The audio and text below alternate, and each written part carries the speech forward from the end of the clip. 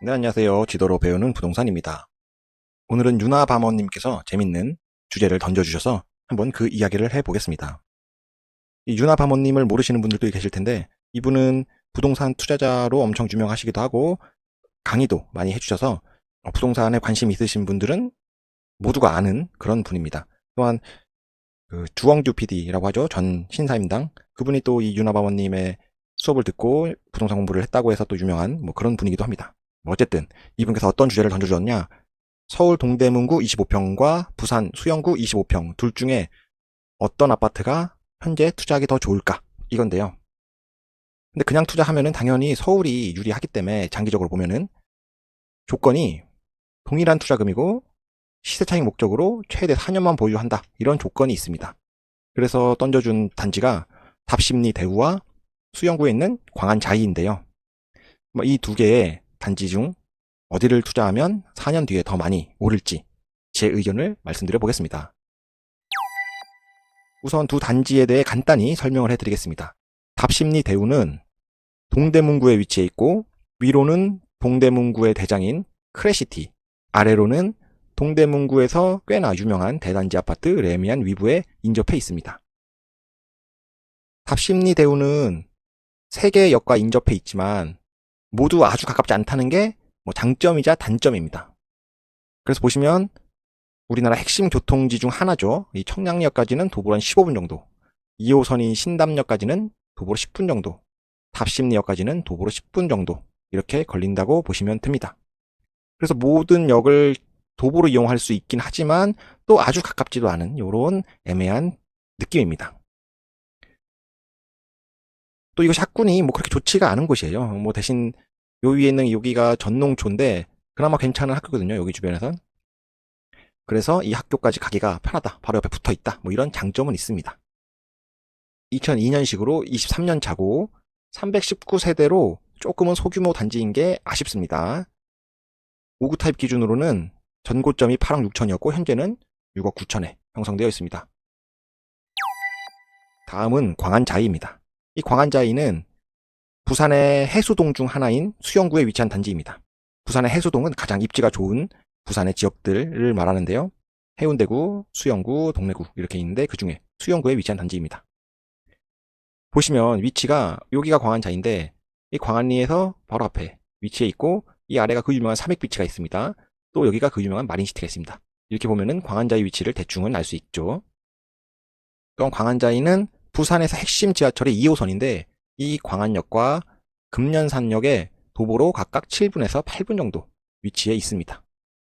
초등학교는 요 위에 있는 호암초에 배정이 되는데 거리가 조금 애들 혼자 그냥 도보로 보내기가 조금 애매합니다. 그래서 그것이 조금 아쉬운 부분이고, 대신에 이 위에 요 새 아파트가 이렇게 생겨요. 여기가 뭐냐면 SK 뷰 드파인 이런 단지가 있습니다. 여기가 25년 6월에 입주를 할 예정입니다.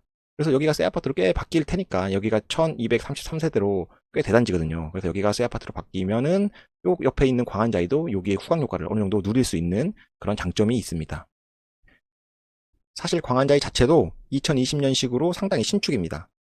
또한 971세대로 꽤 규모가 있는 단지입니다. 최고가는 7억 6천이었고 현재는 6억 8천 정도에 형성되어 있습니다. 그럼 두 단지 중 어디가 먼저 오를까요? 장기적으로 보면 당연히 서울인 답심리 대우가 많이 오를 텐데요. 하지만 이 기준을 4년 이내로 줄인다면 이 기간 동안 서울이 먼저 오를지 부산이 먼저 오를지 예측하는 것과 똑같습니다. 그러면 서울이 먼저 오를까요? 부산이 먼저 오를까요?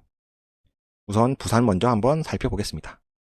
부산은 보통 공급에 의해 가격이 결정됩니다. 부산은 그게 아주 딱 맞진 않은 지역이긴 하지만 그래도 꽤나 비슷한 흐름을 갖고 있습니다. 공급이 많을 때는 좀 애매하게 흘러가고, 공급이 그래도 적은 시점에서는 가격이 상승합니다. 공급이 많으니까 또 가격이 애매하게 가고, 공급이 적으니까 또 가격이 상승하는 느낌, 또 공급이 많으니까 가격이 떨어지고, 공급이 적으니까 가격이 오르고, 공급이 많으니까 가격이 떨어지고, 이런 패턴을 보이고 있습니다. 그러면 부산의 가격은 앞으로 어떻게 될까요? 앞으로 공급 물량이 2024년까지는 꽤 많고 그 뒤로는 아주 적습니다. 물론 여기가 나중에 좀 더 늘을 가능성은 있긴 합니다. 하지만 물량이 좀 적긴 하기 때문에 아마 조금 갔다가 이때쯤 오르지 않을까 이런 생각을 해볼 수 있습니다. 또 다른 지표를 한번 보면 미분양 수치인데요. 미분양 수치는 떨어지거나 아예 바닥일 때 부산에서는 상승하는 경향이 있습니다. 무슨 말이냐면은 상승하는 구간이 빨간색 구간인데 이 빨간색 구간에서는 다 미분양이 아예 하락했거나 여기도 아예 하락하거나 여기 상승했을 때는 아예 바닥이니까 그런 패턴을 가지고 있습니다. 현재 미분양 수치는 바닥은 아니고 어느 정도 쌓여 있는 상황입니다. 그리고 이게 아직까지는 떨어지는 기세가 보이진 않습니다. 그래서 부산이 당장 오를까 싶은 생각은 있습니다. 또한 인허가 물량도 10년 전에 비해서는 낮긴 하지만 아예 바닥은 아니거든요. 그래서 제 생각에 부산은 올해 내년까지는 아마 보합이나 약상승 정도 하고 25년 말이나 26년부터 돼야 어느 정도 유의미한 상승을 하지 않을까? 뭐 이런 개인적인 생각을 하고 있습니다. 다음은 서울입니다. 서울은 공급 물량보다는 유동성에 영향을 많이 받는데요. 한국 M2 통화량의 YOY는 작년 대비 올해의 증가율 이렇게 보시면 되는데 이 그래프랑 보시면 M2 YOY가 늘 때는 가격이 올랐고 M2 YOY가 낮아지니까 가격이 보합이고 YOY가 올라가니까 가격도 상승하고 또 M2 통화량이 줄어드니까 가격이 유지되고 뭐 이런 게 반복입니다. 또 늘어나니까 어느 정도 반등을 좀 하고 여기서는 유동성이 떨어졌는데 가격이 조금 상승하긴 했습니다. 그 이후에 유동성이 엄청나게 올랐고 가격도 엄청나게 올랐습니다. 그리고 유동성이 빠졌으니까 가격 빠졌죠. 이게 현재 상태인데 현재 그러면 M2 통화량 YOY는 어떠냐? 23년 말에 바닥을 찍고 반등을 한 상태입니다. 그리고 아직 미국 물가가 높긴 하지만 그래도 결국 금리는 내려갈 것으로 보는 게 조금 더 합리적이기 때문에 아마 가격은 여기서 이제 이렇게 되지 않을까라는 게 저의 생각입니다. 그리고 마지막으로 가격 비교를 해보면 여기는 매매 거래고 여기는 전세입니다. 빨간색이 수영구고 파란색이 동대문구예요. 서울. 일단 매매를 비교해 보면은 부산 수영구가 서울 동대문구보다 항상 가격이 낮았습니다.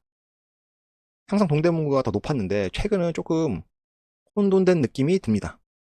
이것은 향후 동대문구가 조금 더 가격적으로 오를 가능성이 좀 있지 않을까라는 생각이 들게 됩니다.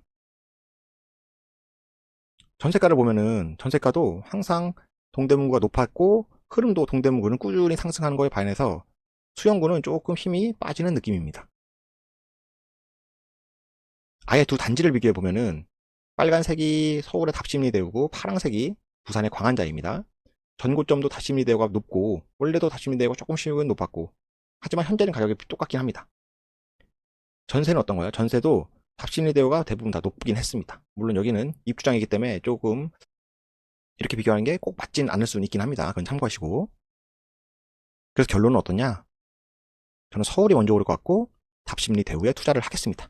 뭐 물론 광안자에도 좋긴 하지만 그래도 서울이 먼저 오를 것 같기도 하고 저는 장기적으로나 단기적으로 모두 답심리대우를 투자하는 게 현명하지 않을까 이런 생각을 합니다.